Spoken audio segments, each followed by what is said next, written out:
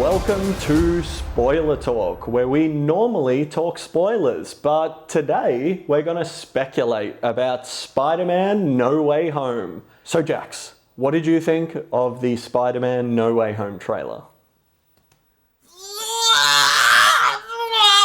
Oh my god. Imagine that protracted over 3 minutes where I'm just like, oh my god. And then I'm just like, and then I'm suddenly like, oh, what?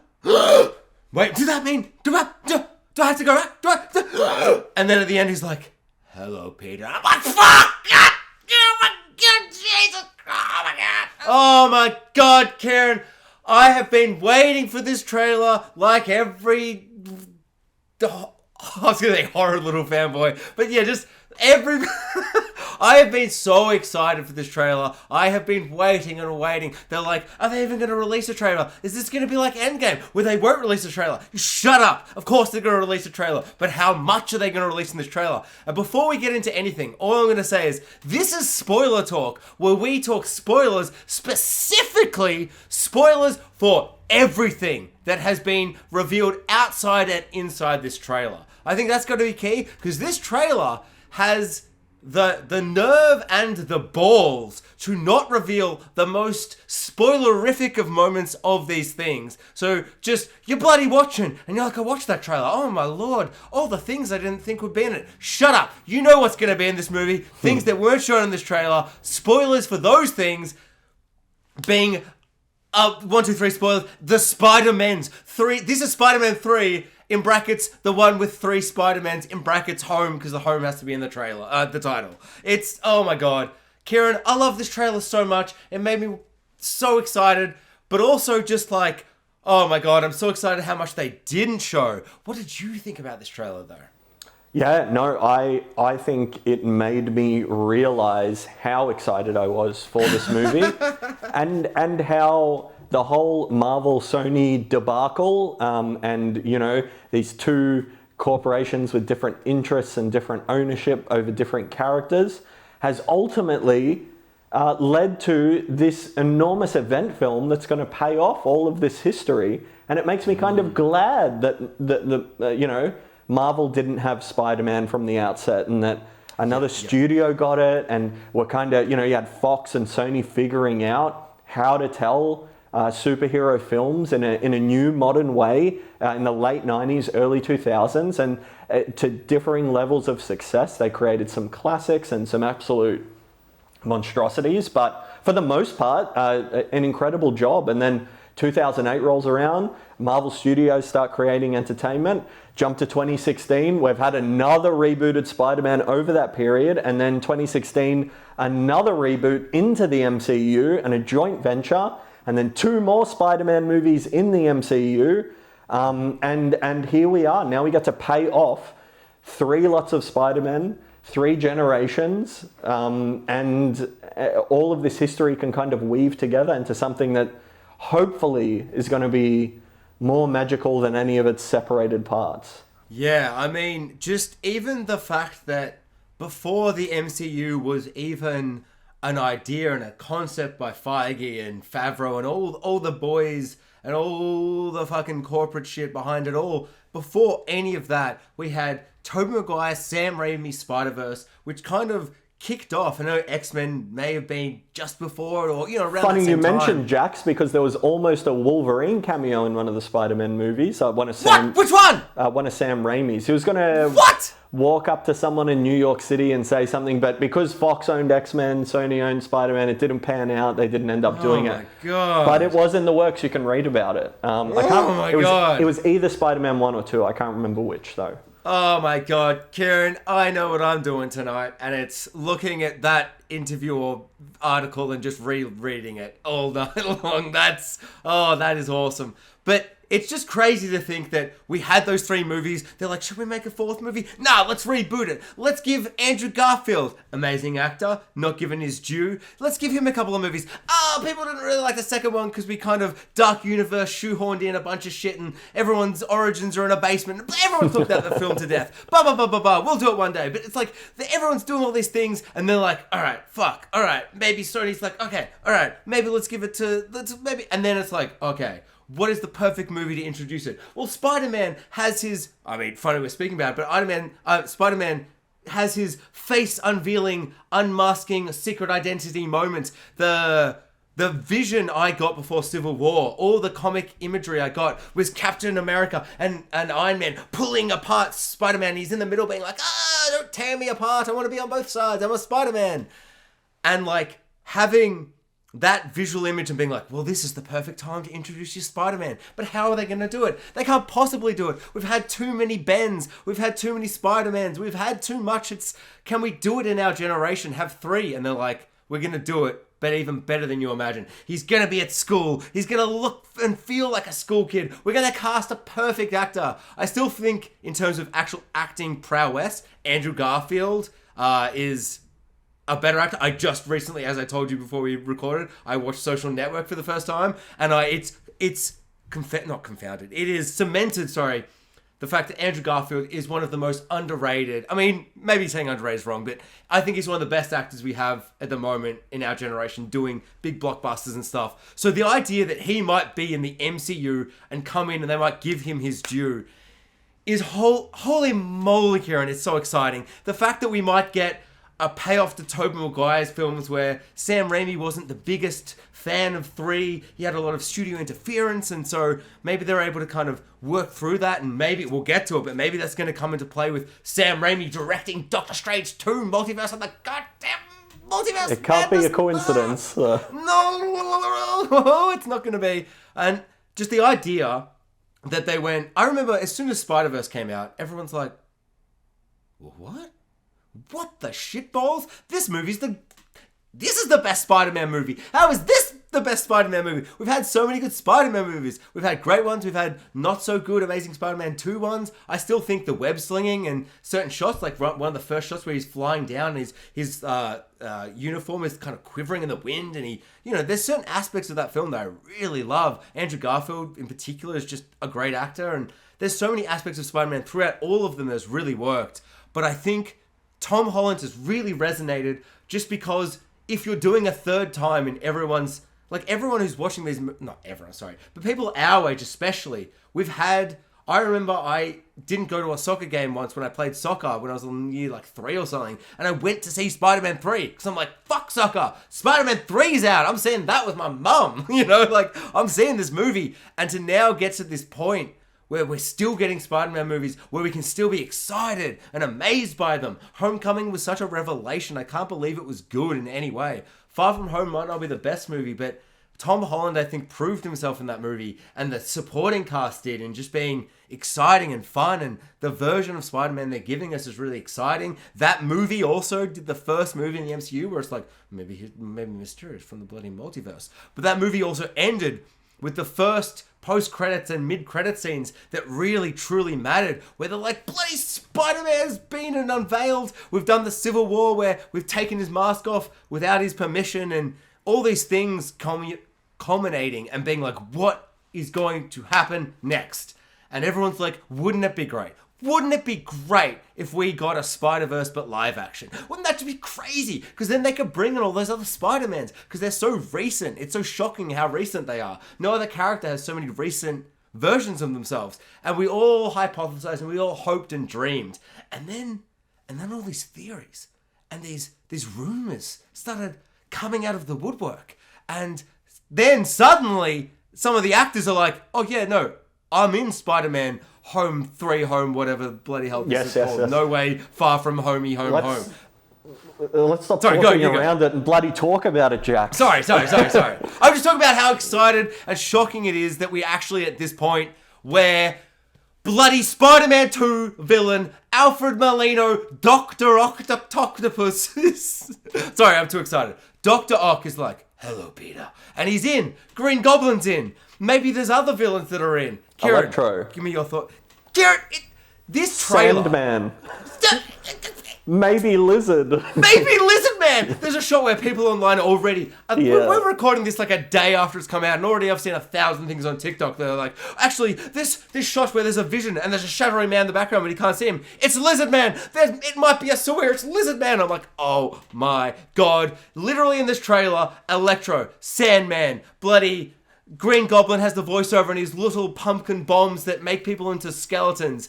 We have Dr. Ock being like, hello, Peter. Also, I'm calling it right now, he's talking to Tobey Maguire in that scene. Absolutely. And they do a cheeky... Yeah, exactly. Oh, sorry. I'm not even being crazy here. It's obviously he is. But it's just like, there's so much going on where you kind of leave the trailer being like, oh my god, all the villains are back. But all the villains we see is Dr. Octopus and...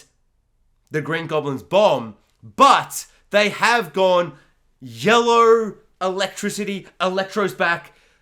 Straight away, let's just get right into these villains. What do you want from these villains? How excited are you for these villains? Let's talk villains. Well, one of the most promising aspects is the fact that they've all been pre-established. We've got origin stories for them all. We can jump right in. We can just play in the sandbox. And that's the thing I'm maybe most excited for. The Sandman box? The Sandman box. I'm so sorry. Cut all of that. That's the worst pun I've ever said. Look, honestly, there is nothing I'm not excited about, but I am extremely trepidatious because this movie may be radically overstuffed. And I do not think that they can pay off everything I want. I do not think it is possible for a feature film of this scale to possibly do all the things we want it to do. And I really just am hoping that there's a larger plan here that's going to kind of outstretch this film, because there's so much that they can do. I wouldn't even mind if we don't all get it here. If this is just the catalyst and the first event and spirals multiversal things out into the future. Doctor Strange 2 is right around the corner. And it's a fair assumption, given the title of the film and given what's coming up in this one, to know that those plot elements will carry over, and maybe some of those characters too.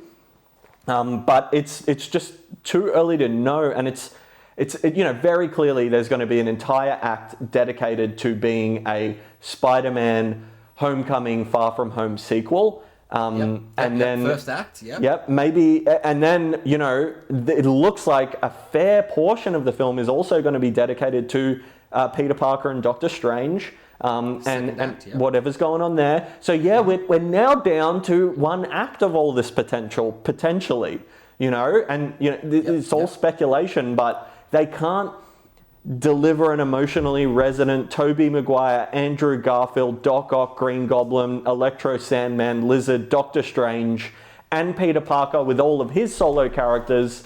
An emotionally resonant, amazing thing for everyone. Like, there will be a lead here, and there will be people who don't get what we're hoping we get.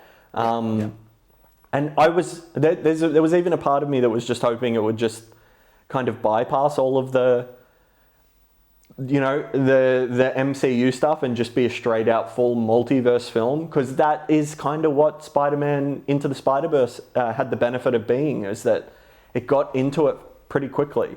And it got to play around and have fun with the multiverse characters very quickly, and gets to spend Act 2 and Act 3 playing with them.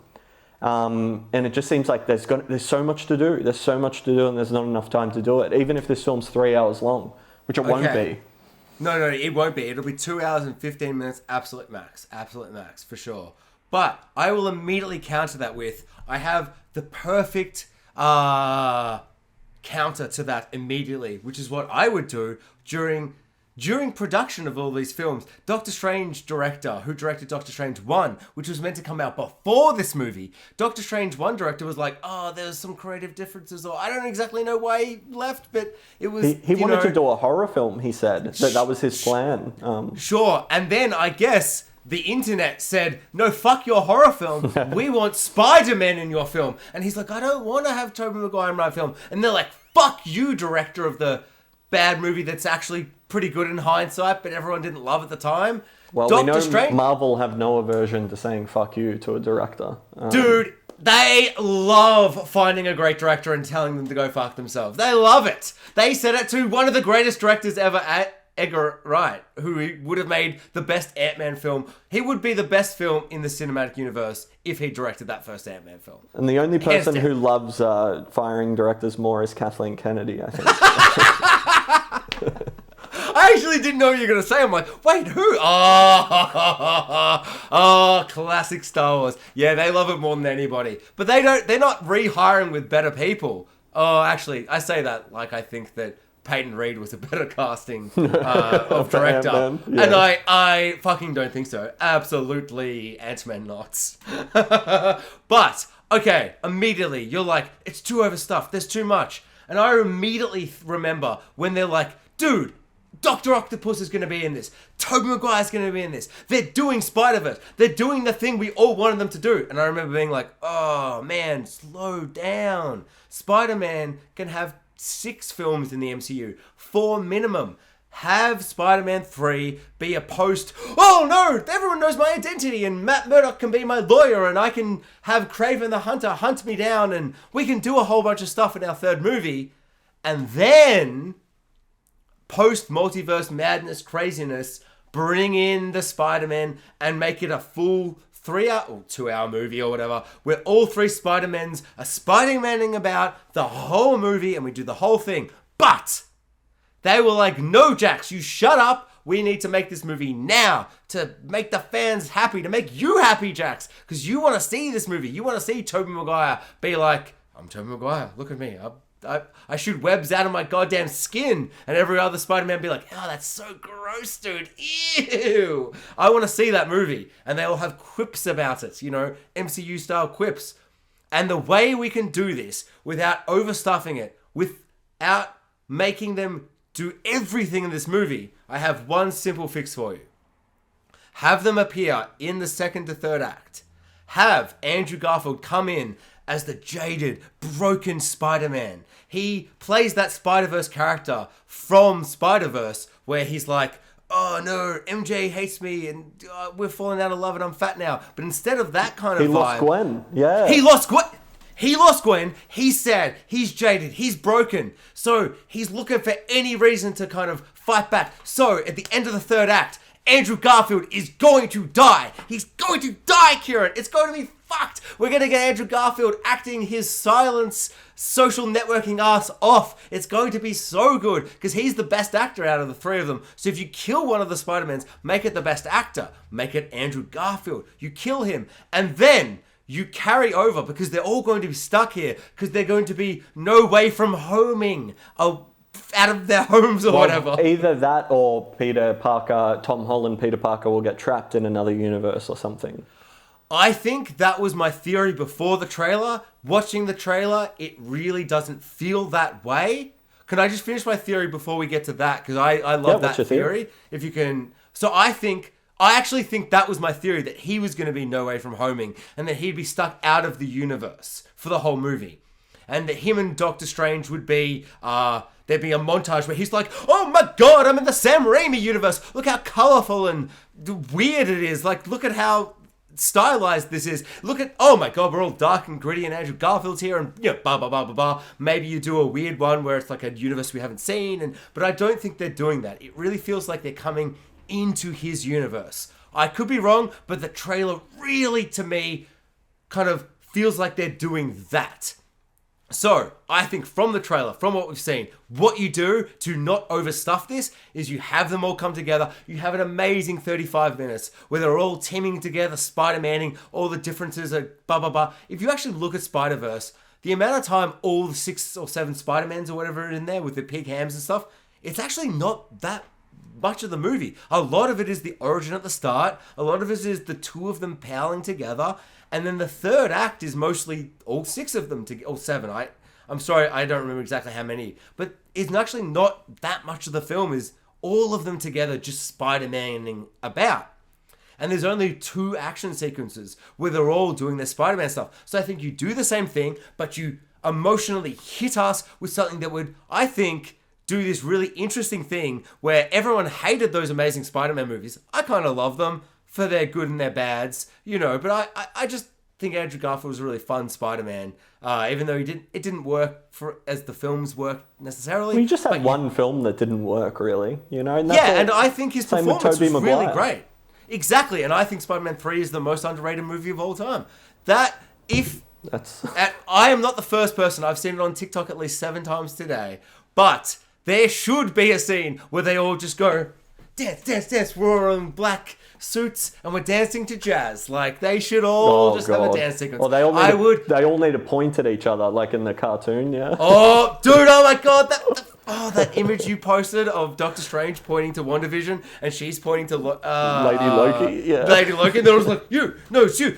Oh my god, amazing. I can't wait for Doctor Strange 2, where he's like, I accidentally created the multiverse, and so did Lady Loki, and so did this other character, and so did this other character, all in shows you didn't watch. For all the viewers of movies that didn't watch those shows. But unrelated, I think you kill Andrew Garfield in the final act, heartbreaking, emotional, makes everyone feel like they loved those movies. And then Tobey Maguire stays on because there's no way home for him. You make him stay here, out of his home. And then in Doctor Strange 2, he's the Spider-Man that's in that movie. Get out of here, Tom Holland. I would agree with you, except that the titling formula directly references our Spider-Man, the Spider-Man we're following. So Homecoming is all about Peter Parker and the homecoming dance at the end of the, it's the thesis of him being in high school. Yeah. The second one is Far From Home. He's on a trip elsewhere. He's thrown completely outside of everything. Home. He doesn't trip Spidey, yeah. Yeah, he doesn't have Iron Man anymore. Everything is kind of ripped away. It's a film that kind of deals with the grief of that loss. It's an epilogue to Endgame. It's an epilogue for the character. He's far from home, literally and metaphorically, if you will. My God, he's Johnning the holing it. So for it to apply to Tobey Maguire's Spider-Man in the third movie, like he's the one and there's no way home for him, I just don't think that will be the case. But don't you think that it can work for Spider-Man Tom Holland and every character? Like every villain, every hero, it's not that nobody is no afraid. It's that the emotional impact for the character will be rooted in the lead character, and it always is with Marvel movies. Yeah, for sure, yeah. These hero over villain every time, yeah. The two other Spider-Men will be supporting characters in this, and they will have integral scenes, I'm sure, with our Spider-Man, and they will teach him things, but at the end of the day, it is Tom Holland's Spider-Man film, and I think that will be the ultimate, the subtitle, the No Way Home, will apply to him. In whatever form that takes, it may be, seem obvious now, and it might be something completely different when it's all said and done, but I think it'll directly apply to him in some manner.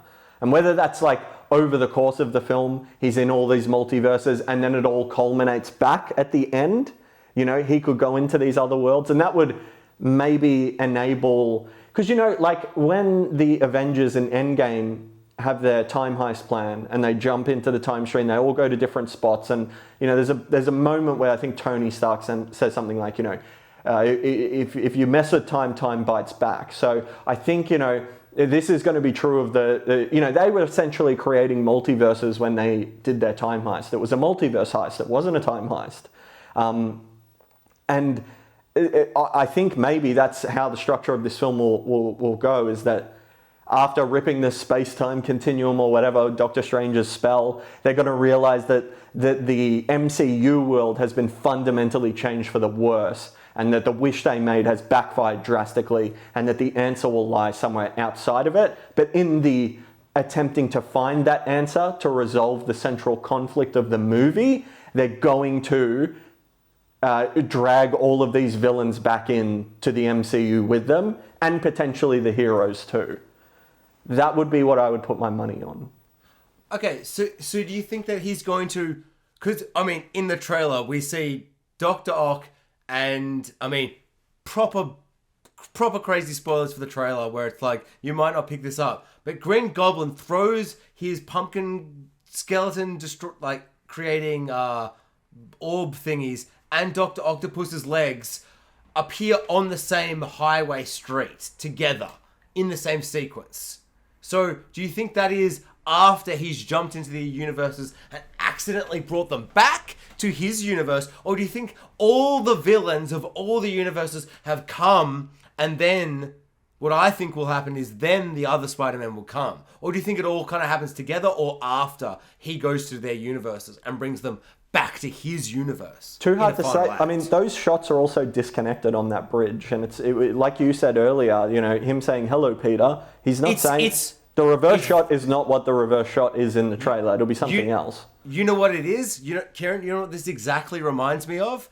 In Star Wars: The Last Jedi, Ben bloody Kenobi is like, Rey, fucking grab my hand and we'll join the Sith and we'll be the greatest fucking guys in the world. And she's like, no, dude, no. And I remember watching that trailer the first time and being like, oh my god, he's there. And then people are like, actually, if you watch in the trailer, there are lava flecks in the background of his shots, but in the background of her shot, there is no lava flecks speckling in the background. Yeah. They are different scenes. And I'm like, oh my god! She's talking to Luke. And yeah, exactly. And it's two different scenes and they intercut them. That's exactly what they've done. Him in the Iron Man spider suit, the Iron Spider suit or whatever, where he's got all the tentacle, not tentacle, what do you call them?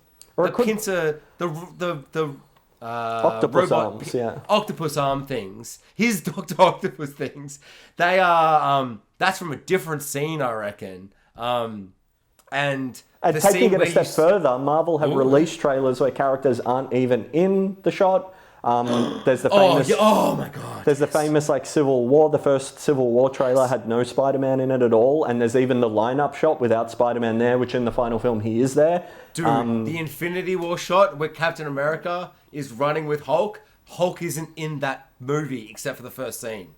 Oh yeah, they're all running to the camera, and that shot's not even in the film. That's just not even in the movie. In Wakanda, but Keiran, I haven't even process the fact that some of these shots might be fake. Oh my god, Keiran, look at the shot of Tom Holland on the car and he puts his Spider-Man suit on. If you look to the right-hand side of frame, there's a lot of empty space there that you could put perhaps another Peter Parker in the foreground.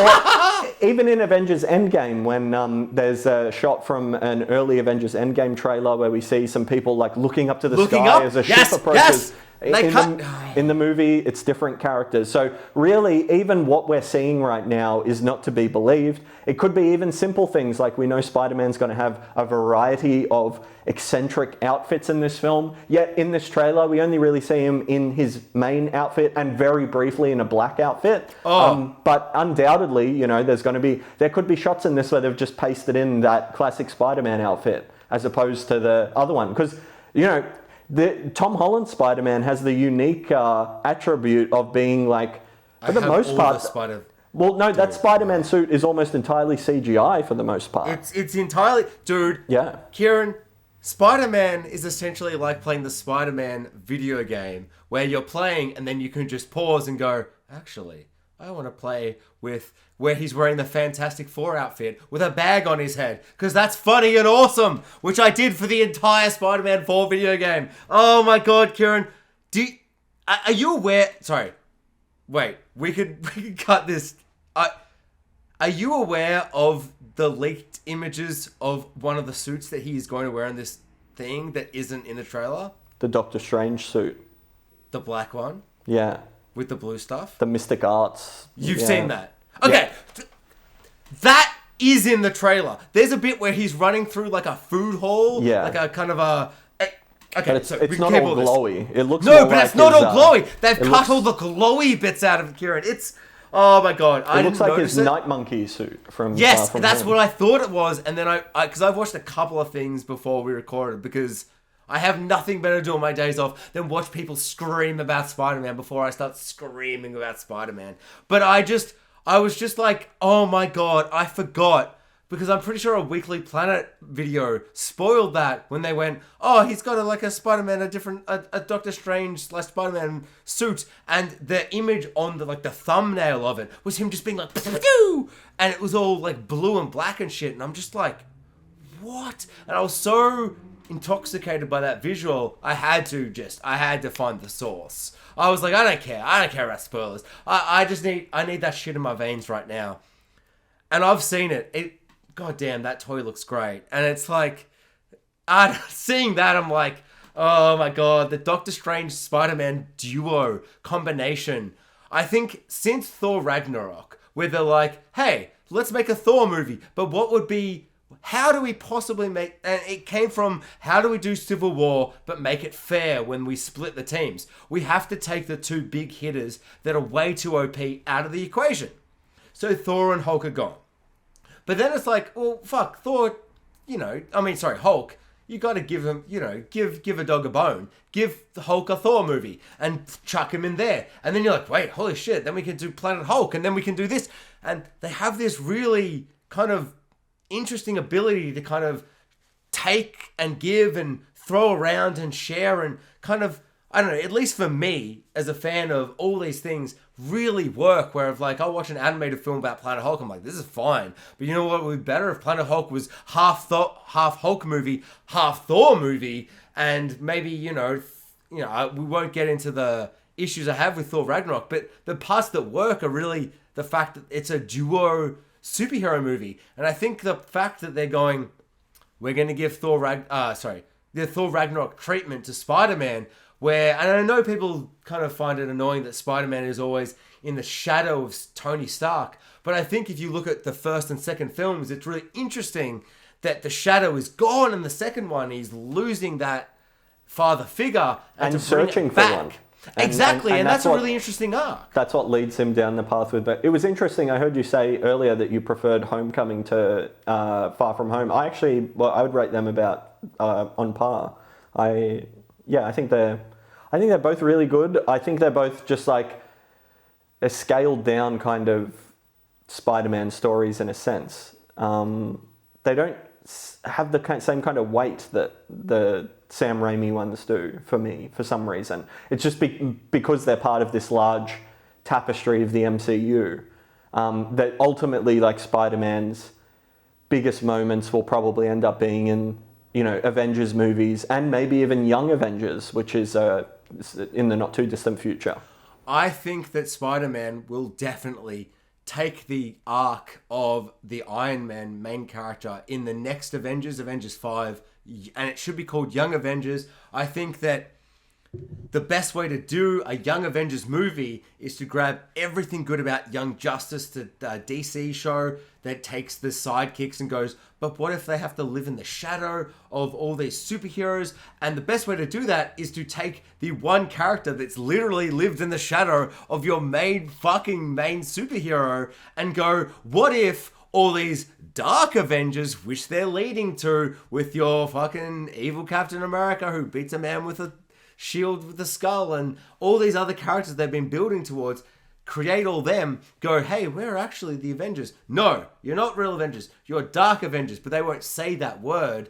And then you have all these young characters who are trying to live up to these other Avengers that don't exist anymore, creating a Young Avengers movie, which they might not say even, and then have him lead them unintentionally to create an Avengers, and he might not even say, hey, we're the bloody Young Avengers or whatever, but he is the Young Avengers. Have them fight off against these Dark Avengers to prove themselves to be the Avengers, and then Avengers 6 you can bring back your Doctor Strangers and your whoever the fuck you want. I don't know, like, I don't even know who they want in it anymore. Like, I don't know, it's hard to say with what they want to do, but I think that would be really interesting and a really great way to kind of tackle the idea of sidekicks and lower tier heroes looking up and trying to fight that fight in the wake of all these bigger heroes that kind of are larger than life, the god tier. Like, Iron Man isn't a god tier hero, but to people he is because of what he's done in the MCU.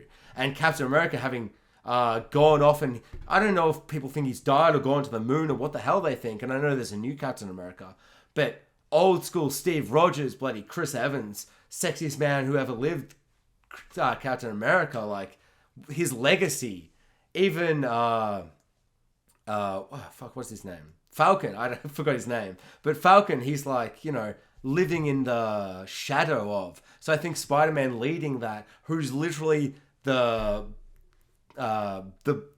what's the word?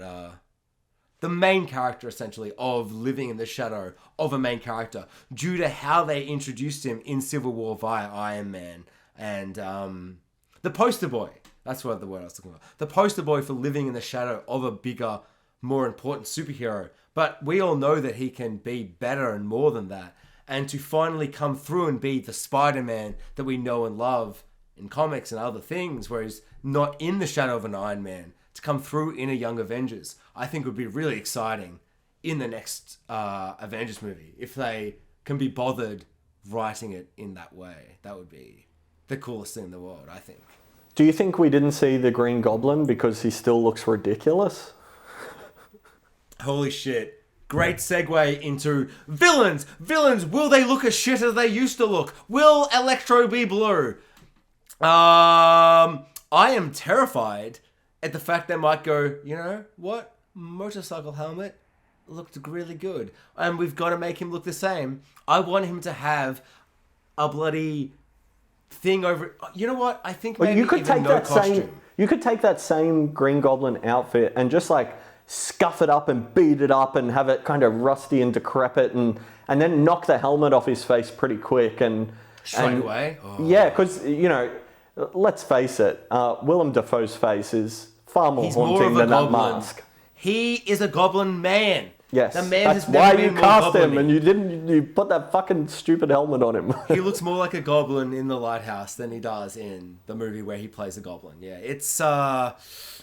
Okay, so I think this is what I dream, but I don't think his pumpkin bomb looks exactly the same identical, as Spider-Man exactly. 1. Yeah. But the bombs can translate over universes. Maybe the costume doesn't. You know what I think would be really great? And I actually know they won't do this, but I think it would be amazing. Imagine all the universes collide, all the things happen, and you see a Green Goblin costume. He's wearing the giant motorcycle helmet. He's got the green helmet, and it's all Sam Raimi, Spider-Man-y. And he's like, ha ha ha ha, I'm Green Goblin. And then he explodes. He turns into a skeleton from a bomb, a pumpkin bomb from the Green Goblin. And then you see comic book version of Goblin fly through the screen, and he's still played by William Dafoe.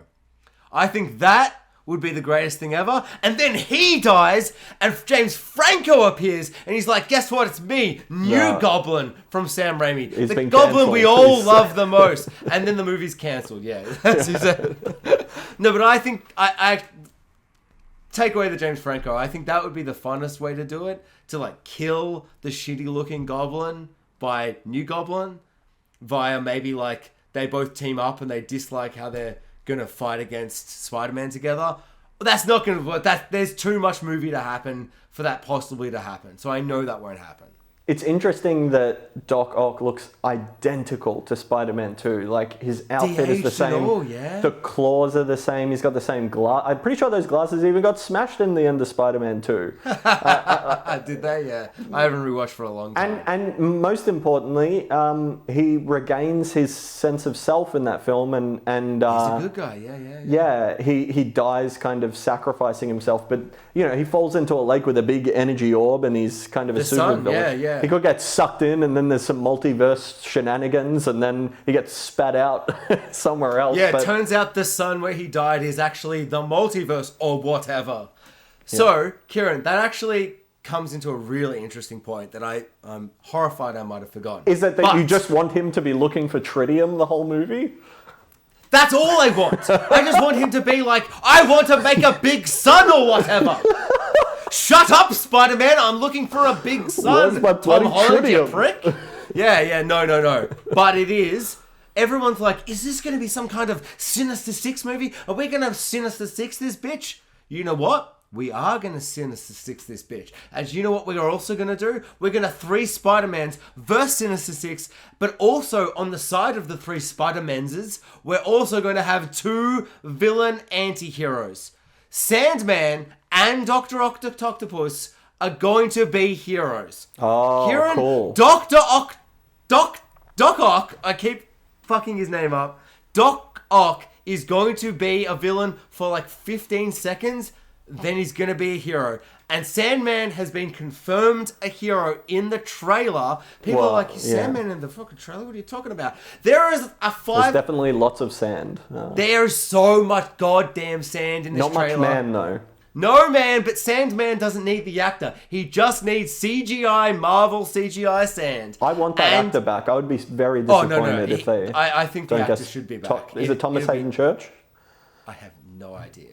I'm so sorry. I'm pretty sure that's it. Yeah, I don't know. That sounds amazing though if the actor's back. But there's a shot where Yellow Lightning, classic Electro, not blue Electro, not shitty blue Amazing Spider-Man 2 Electro, but yellow comic book Electro shoots electricity, and Sandman is like, sand. I'm stopping Spider-Man from being killed by electricity with my sand. Because at the end of Spider-Man 3, he's like, actually, Spider-Man, maybe it wasn't my fault that your uncle died. I am good man, Sandman now. I'm good Sandman. And then does he blow away in the wind? Is that how it ends? Yes, but not in like a I'm dying and blowing away in the wind. No, I'm leaving. Exactly. I'm fucking out of here, cunt. I'm out of here, boy. And so I think Sandman, good guy, confirmed.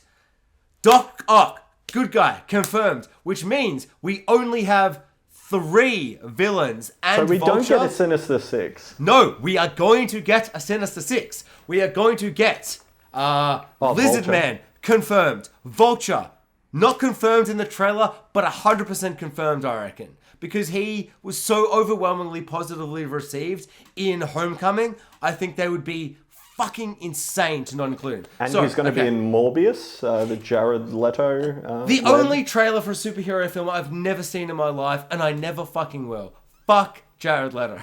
Yeah. Fuck his movie. Fuck Morbius as well. That stupid living vampire. Who cares? Boo. Plus, it's in like a sub-Sony universe with Venom, which I didn't really Disgusting. like. Check out our Venom review we did a little while ago.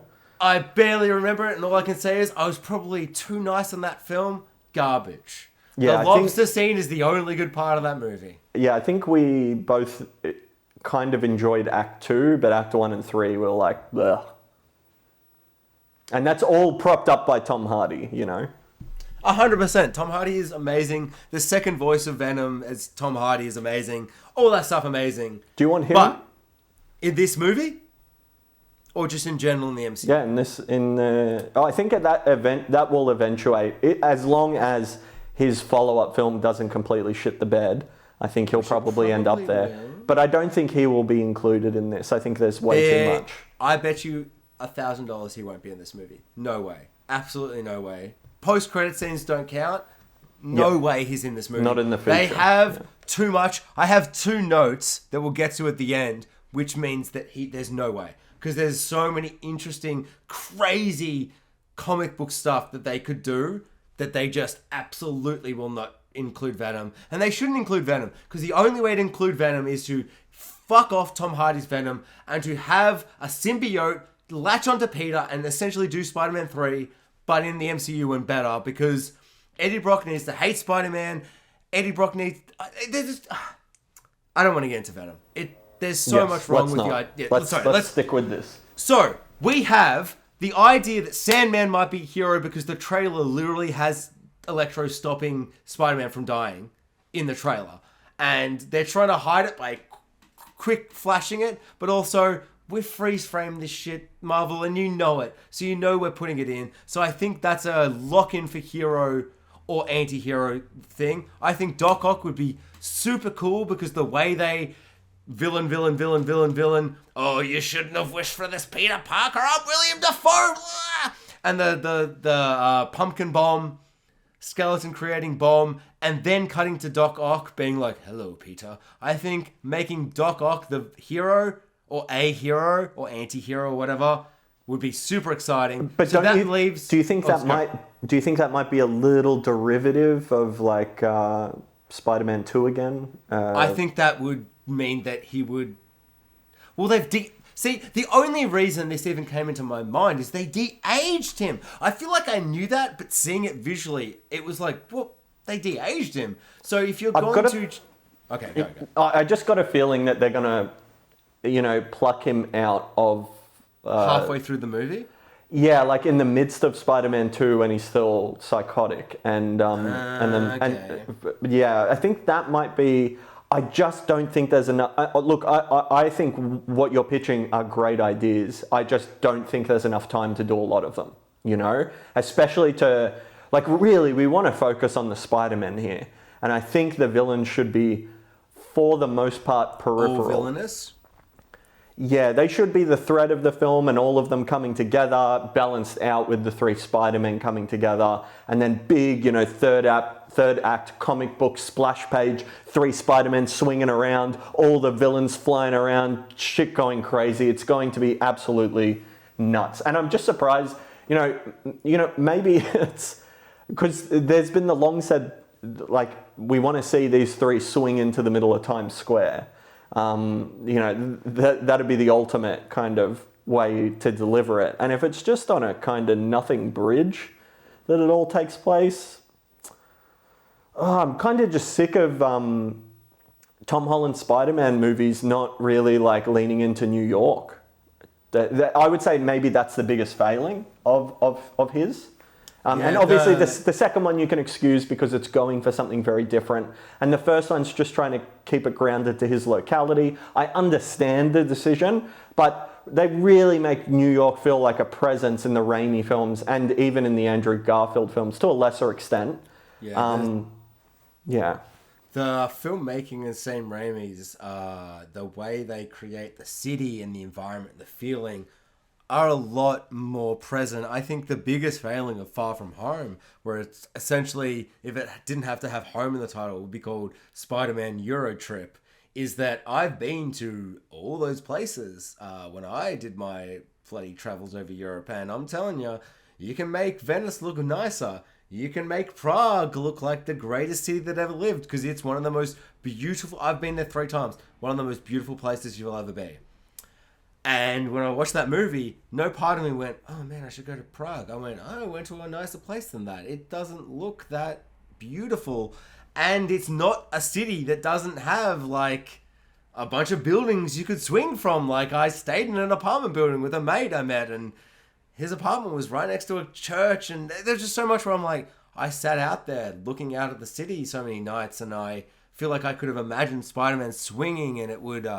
create more. I think that's my biggest issue with Far From Home is not the big fire CGI monster or what, it's a water CGI monster. It's no, it's just Venice could be the most spectacular set piece you've ever made or seen in a film if the water itself is the villain and a Spider-Man has to jump through Prague Venice, and same with Prague, and then The London one kind of works because there's so much else going on in the scene. But I don't think they embrace and acknowledge and take advantage of those scenes. And I do think the worst part of this trailer is the fact that it appears Green Goblin and Doc Ock have their action set piece where the villains fucking come at us, bitch, on this bridge where it's oh shit, we have villains.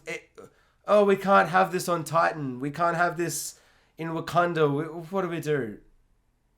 A bridge. Yeah, ship bridge, and then Black someone's Widow.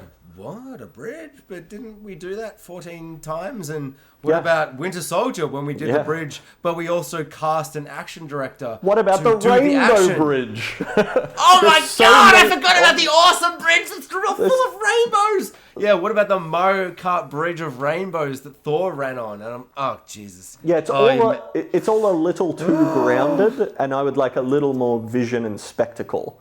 That is maybe the one worrying thought I had, but it also it's so disjointed that all of those things could be completely different in the final cut. We don't really have a whole lot more information than we did before we had the trailer.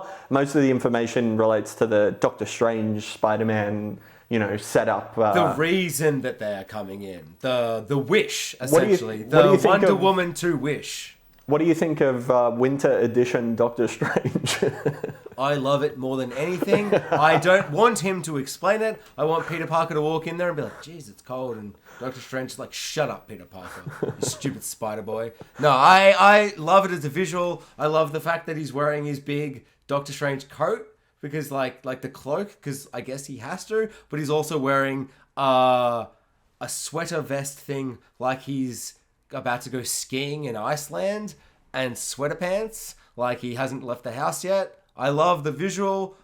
I worry that they've done that to make it more exciting because they're like, oh geez, everything's set on a bridge. How do we make this more exciting? Have it snow in his house for no reason. But actually, let's get to Doctor Strange. What do you think about the fact that the whole film essentially seems to be about the fact that Peter Parker's like, make a wish that none of this happened. And he's like, no, I won't do it, Wong. Wink, I will. And then he does it. Because I love it, but already I've seen a lot of backlash online of people being like, it's out of character, it's this and that and that and this. And it's like, what the fuck? But Doctor Strange is a self-entitled prick Iron Man style wizard with a boy. massive ego. Yeah, of course he's gonna fucking do whatever. And they fucking fought that Squidward guy in space and shit. Like, they're friends. They bonded and they saved the universe. And I mean, he says it in the trailer. So I think, it's not too much of a stretch to think that he would, being the Sorcerer Supreme, want to help out a friend and it all go awry. Mm-hmm. I don't know. It'll depend how it plays out, I think. They can make that really work, or it could come across as like, this was just such a bad idea. Why did you even try it? But also, I think that bad ideas are like, well, the whole second Spider-Man movie is him giving glasses to a fucking guy who clearly, obviously hindsight's 2020, but like, he's like, convinces Spider-Man, hey dude, maybe I'm the best guy to give the glasses to. But he doesn't say that. And the Spider-Man's like, maybe you're the best guy to give the glasses to. He gives the glasses to it, and then 10 minutes later he's like, oh my god, I can't believe I gave Jake Gyllenhaal, sexiest man in Hollywood, the glasses. He's evil. And that's the whole movie, It's, I don't know, mistakes are things that happen in life, man. All human beings make mistakes. So how do you make your crazy... That's it. It'll be the execution of it that determines whether they sell it or not. And yeah, exactly. I like the idea that it's an unintended consequence of casting the spell. That the attempt was pure, and he knew what was going to happen, and then a completely unintended consequence occurs from doing that. And his indecisiveness to do with what the spell is meant to do. And I'm sure there's like little bits of dialogue and stuff that's going to come into play where he's like, you need to make sure that you're quiet while I do this super epic spell of epic proportions. And then Spider-Man's like, oh no, but Ned and my girlfriend. But what do you think is the concept? Like, what do you think is actually, when they walk out of that basement back into New York, what do you think the MCU is going to be like to thrust them into the multiverse? Like, do you Every single character in the world, all humans are Spider-Man. And they're like, oh no! And they do another thing. And then there's villains. That's what I think. He does another spell. No, I think it'll probably be more straightforward than we're expecting, to be honest. I think it'll probably just be that all the Spider-Mans... I think that it'll probably... Or that just everyone's forgotten Peter Parker completely, or, I think that everyone will have forgotten Peter Parker, and for the first 20, 30 seconds, they'll be like, oh, this really worked out pretty well. And then someone will be like, something, and he'll be like, oh, that doesn't seem right. And then we'll get a big explosive sequence where they're like, wait, that doesn't seem to have existed.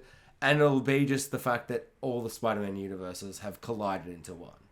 I don't know. I mean, it's really hard to say, but I think that if they complicate the issue of bad spell gone wrong, because that's what it seems to be, into too much stuff, then you're over-convoluting what you can then do with the characters once they're there. Well, I think they're going to jump into... And there's nothing in the trailer to indicate this, it's just speculation, but I think they'll jump into one universe and then another universe. Like, I almost feel like it would be good to leave Tobey Maguire till last, because that'll have the most resonance. Oh, so do you think he'll jump into Andrew Garfield's universe, then jump into Tom Maguire's, and then they all accidentally fall back into his? Yeah, that's what I was kind of saying earlier. And they will jump into a multiverse, like they'll do it as a result of that spell going bad and then fucking something up in their reality.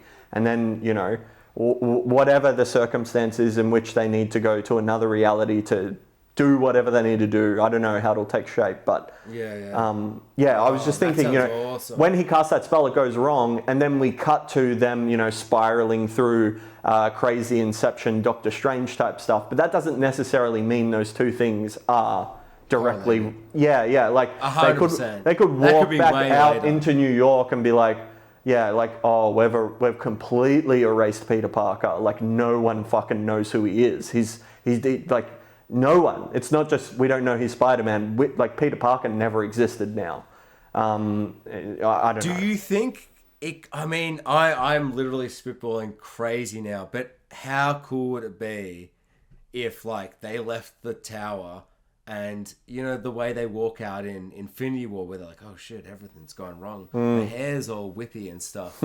But they walk out and like Thanos is there and he's like, hey, welcome to my world where I'm the hero. And you get billboards where it's like, Thanos, the Iron Man of this world. And they're all like, oh, this doesn't seem right at all. And it's like Back to the Future kind of esque where it's just crazy batshit nonsense. And they walk around and they're like, oh, because we deleted Spider-Man from this universe.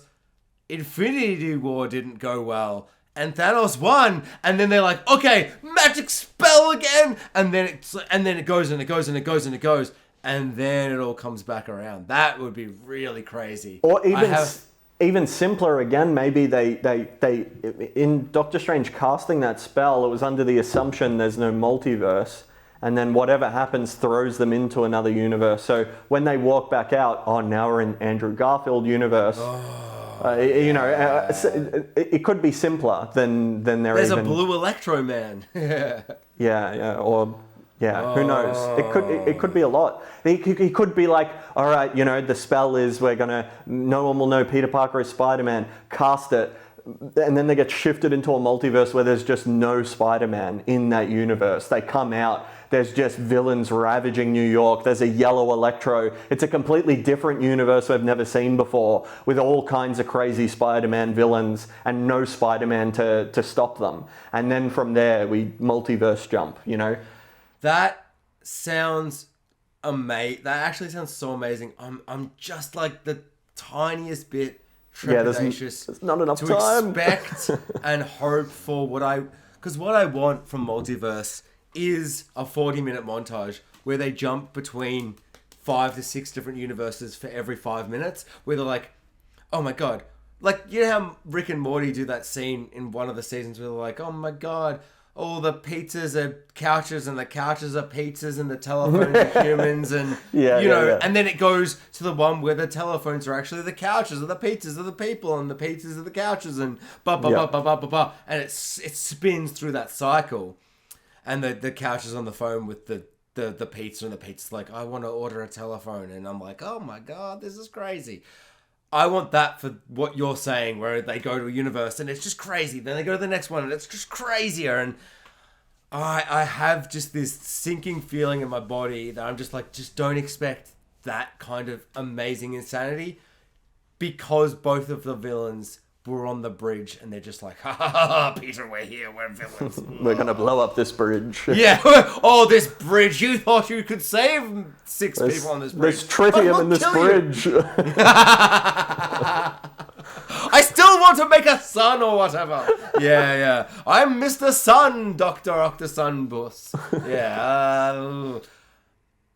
Other things that could be the greatest things but may not be in there. What do you think about Matt Murdock being on the trial case, the lawyer man that he finds to get him out of this, either at the start or maybe at the end. Redemption for the Netflix Marvel universe, Yes, finally. maybe they exist in this universe, but maybe only the good one that we all like and not the other three that we don't necessarily like. And also now that could, the Netflix universe could just be a multiversal deal. And, J.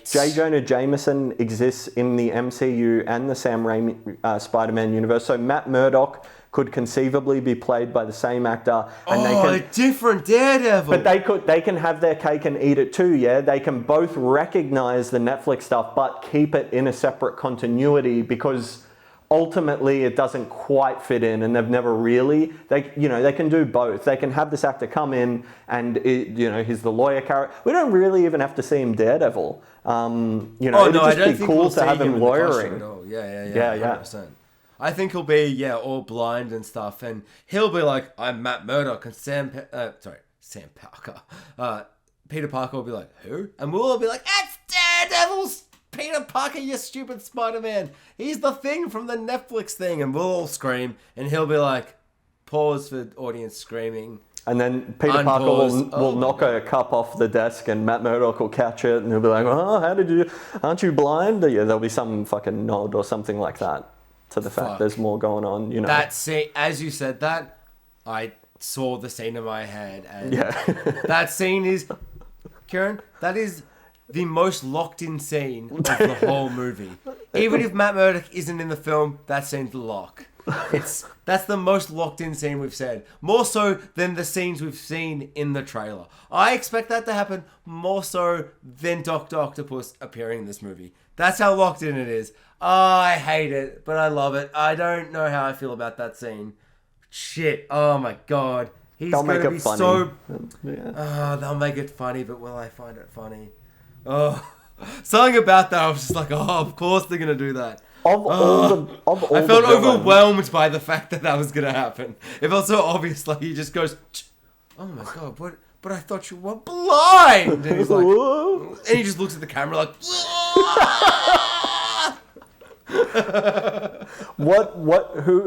Who are you most excited about? Obviously Tobey Maguire, but villains. Who are you most excited returning? Is it Green Goblin? I think it's Green Goblin because are they going to do the classic comic book Green Goblin costume, where he's a cackling, psychopathic, not second villain, but like he's like in the movies they do it, but it doesn't feel as strong as they could do it, where it's like a second personality, where it's a cackling monster villain of insane proportions, and the visual of the villain is so different to what the Sam Raimi films do, that I think that's the most exciting to see. Sandman, you got new CGI sand powers, but in the second movie, we saw Lava Man, we saw Water Man, we kind of saw Sandman right at the start, where he's like, I'm a clay man, or we kind of know what that's going to look like. I've seen the trailer, I was like, sure. Electro, he's yellow, not blue, I don't care. Lizard Man, actually, no. If Lizard Man doesn't have stupid fucking shit cunt human face and has a big King Shark style lizard face, Lizard Man. It would be really funny if they just keep all the Sam Raimi villains the same and redesign all the Mark Webb ones. What a slap in the face. Oh shit, dude. Oh no, they're gonna do it. Oh no. I think, oh fuck. Oh no. I've just realized it's Lizard Man and Electro that I want to look different. Oh. No, and Green Goblin. But, oh fuck. But you would understand if Green Goblin was the same Green for Goblin nostalgia. In the classic, that classic. Yeah, like we want look. I would be like, oh, it's like that movie, the movie that kind of created superhero films as we know it. That's nostalgic. But seeing Lizard Man with that shit face, I'd be like, boo, boo. We want the Spider-Man in their original Spider-Man outfits, Oh, they have to look identical or I'll kill myself. Yeah. Well, again, and I'll kill them. I feel like Tobey Maguire's going to have his classic suit on, but Andrew Garfield could get. I mean, his suit looked great. I reckon his suit looked better, maybe. In which one? The first or second? Because he has very different suits. The second one, I reckon, looks really... The second one looks a lot more like the Tom Holland one, though, which is why I was thinking maybe they would redesign it. Because his first one is the most distinct when he's got like sunglasses and it looks like a kind of patchwork of, leather and, it's very textured, that Amazing Spider-Man 1 suit. Mm-hmm. And then the second one, they go for like the bigger eyes and... The big eyes. I love the big eyes. Yeah. So, I don't know. I mean, they could completely rework all of them. I think they should go from the last time we saw them for visual, just continuity of the basic... Tobey Maguire has the same suit in all three films except for the Venom suit. And then he reverts back to... the Venom suit. Don't do that. So it makes sense to have Tobey Maguire in that kind of iconic suit, whereas Andrew Garfield has already changed a couple of times. So you could redesign it again and it wouldn't be too out of place, maybe?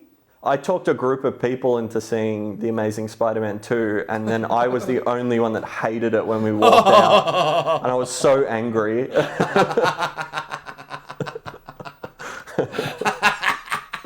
Oh, that's so awful. Yeah, no. The being the only person that hates a film when you leave in a group. And they were all like, oh, it's going to be shit when we were walking in. And then we walked out, they're like, that wasn't that bad. I'm like, what are you talking about? You just want to shit on it all night. And everyone's like, shut up, we're just trying to eat dumplings and have a good night. And you're like, oh, man, I'm really bringing the mood down right now. Yeah.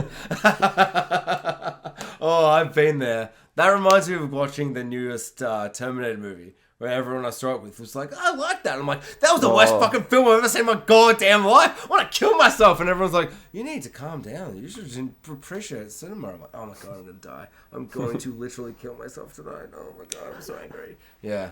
Oh, all right. I feel for you. My dinner is very close, Jack. So let's wrap this up. Wrap it up. I have one more thing. Ned is going to forget who Peter Parker is. And do you know what that means comic book wise? Because I didn't until I watched a TikTok video. But that means that he's going to become a Hobgoblin. What? Do you think that will stem from the fact that, it does seem pretty fairly stated that like Peter Parker and Ned in the preceding films are kind of, I don't want to say outcasts, but they're not popular. And they only kind of really have each other. When Ned doesn't have Peter Parker anymore, him on his own, will that spiral him into villainy? Is that how it'll happen, do you think? I think it will just be the fact that he doesn't know who Peter Parker, Spider-Man is, and they'll kind of shorthand that to being like, maybe he was never friends with Peter Parker. Maybe Peter Parker, because he had to go off and be Spider-Man, burnt his only friend Ned, and that made it even worse. But I think, apparently, I didn't know this until I saw a TikTok video, so if that TikTok video is wrong, I apologize. No, I don't apologize. Who cares? Amazing. He becomes the Hobgoblin. He is the Hobgoblin, and I think if we're going to have Sandman and Doc Ock being good guys, we need a sixth Sinister man. It's a Hobgoblin. Ned Hobgoblin confirmed. Too many goblins. He's confirmed. Maybe this. Oh no, that's only 5. James Franco as New Goblin. Sinister 6 confirmed. Dane DeHaan also as Hobgoblin. Oh my God! Imagine if the Sinister 6 is New Goblin, Hobgoblin, and Green Goblin, and then just Electro. Like, and then twist, a 6th new Goblin for the new franchise that's going to come after Tom Holland. Also, last thing, I think there should be a 4th Spider-Man in this movie who's a new Spider-Man, a different Spider-Man, maybe a Spider-Gwen, maybe not a Mrs. Spider-Gwen, but I think Spider-Gwen would be the coolest. Oh my God! I have to hide my face. I had to jump away from my camera, my video. If Emma Stone swings in as Spider-Gwen, could you imagine the scene Andrew Garfield would have with her? It would I've already come 6 times. Worth the price of admission. Yeah. Oh my God! Oh my... Dude, she has the best costume. It's so white. She's got a hood, and she's sexy and hot in the wood. Oh my God!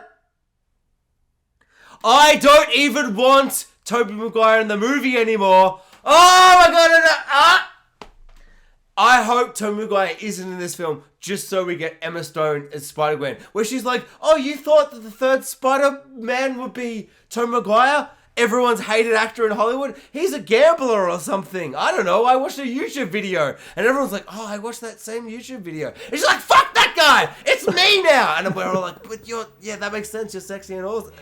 All right. And then Andrew Garfield and her fuck in like a spider web in the middle of two giant skyscrapers or something.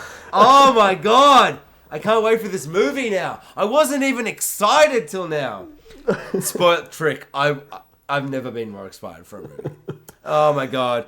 Also, last thing, Tobey Maguire, he's going to be in Doctor Strange 2 because Sam Raimi's directing it. I know I said it earlier, but he's going to be in it. He's going to be the main character. Tom Holland's going to die in this movie. Twist. That's again? What I think.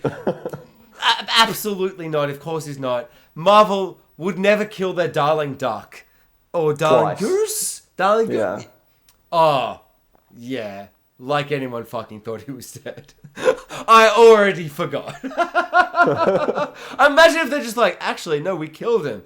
Tom Holland keeps spoiling movies in press conferences. And we were like, do we just get an assassin to kill him? You know, JFK style? And they're like, whoa, no. Let's just kill him in the movies. That's way less graphic. And they're like, oh yeah, we can do that because we write these movies. We can just do that. But no, they won't do that. But Andrew Garfield should die. Tobey Maguire should stay. Tobey Maguire should be the second main character in Doctor Strange 2. Doctor Strange 2 and Tobey Maguire Spider-Man with Loki and WandaVision. And they're all just standing in a room pointing at each other like the meme, being like, you caused the multiverse! You caused the multiverse! You caused the... You multiverse! And then at the end of the movie... I don't know, like, Tom Hardy's Venom rocks up and he's like, I caused the multiverse. And he's like, I'll eat your fucking faces like a turd in the wind. And they're all just looking at him like, that's a shit joke. Too far. You took it too far, Venom. Gross, Venom. Too far and unfunny. Fuck you. And he's like, did you see that lobster scene? And we're like, we did. It's kind of funny, but not good enough to warrant a whole movie. And he shrugs and... Then we get Spider-Man 4 versus Venom. Brackets, Venom needs a home. Whatever. Fucking, we don't care at this point. All right, Jax. And brackets. I think we've covered everything. I think we literally covered every potential possibility that this film could encompass, and will probably still be wrong. The horrible feeling is, I feel like I have like so many more thoughts, but I don't care. Because I just realized... I love the idea of Venom being like, the next movie's called Venom Wishes He Had a Home. And then he cries for like a minute, and that's the trailer. Yeah, no, that's Spider-Man. No Way Home. I'm so keen. Oh my God, Keiran, I'm so keen. I want to die. What are you having for dinner? Fish and chips. Fuck. I was literally going to order fish and chips, but I'm... $7.25. Jesus Christ. The fish and chip shop. The fish and chip shop might still be open. Is it hours later than you thought it was? Sure yes, it is. I really have to go. I'm so sorry. Listen to Spoiler Talk. Check out our podcast. Check out our... You do the thing. I'm gonna do it too much. You do it. Thank you for watching, everyone. And Jess, if you're watching, I'm so sorry. Please forgive me. Please, let's just have a dinner without any uncomfortable silence.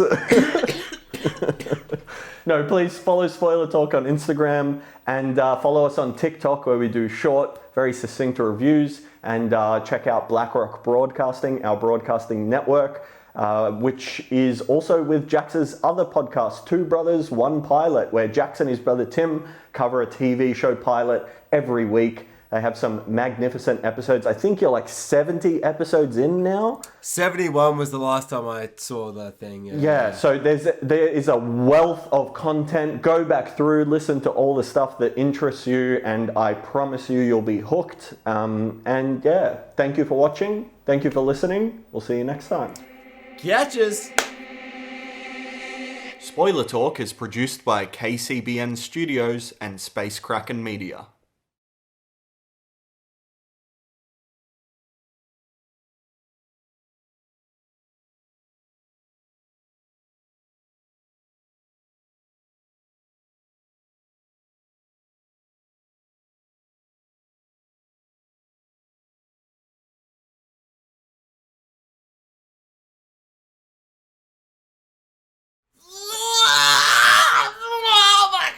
my god. Oh my god. Oh, what? Wait, does that mean? Do I have to go back? And then at the end he's like, hello, Peter. I'm like, fuck! Oh my god, Jesus! Oh my god!